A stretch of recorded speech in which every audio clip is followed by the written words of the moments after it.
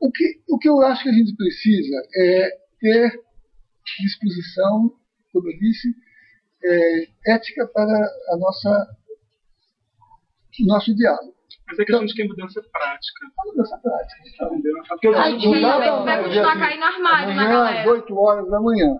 Vai continuar caindo armário na galera? É só isso. Aqui a gente vai sentar para discutir e você vai ver que vai ter 1000 diferenças. Vão ter 1000 opiniões. Porque, entendeu? É isso. Agora a grande questão é que existem problemas, demandas concretas que são emergenciais e a gente quer que a universidade atenda.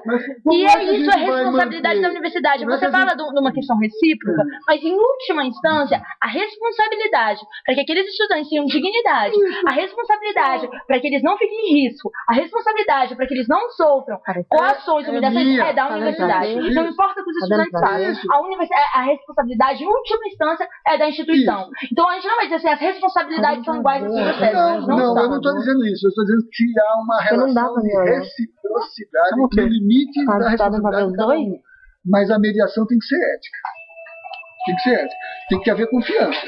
Não, é a Luísa e ele. Sentar e pactuar e depois se fazer uma operação de clandestinidade, que gerou essa atitude de limitar e restringir o acesso. Então, vamos trabalhar nisso. A política não vai ser alterada. Será que